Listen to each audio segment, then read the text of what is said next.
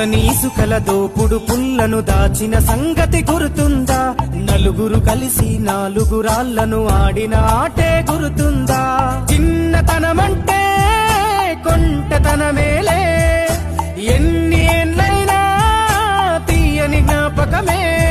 ఈ మానవ జీవన పయనంలో బాల్యం అద్భుతమే, మన బాల్యం అద్భుతమే.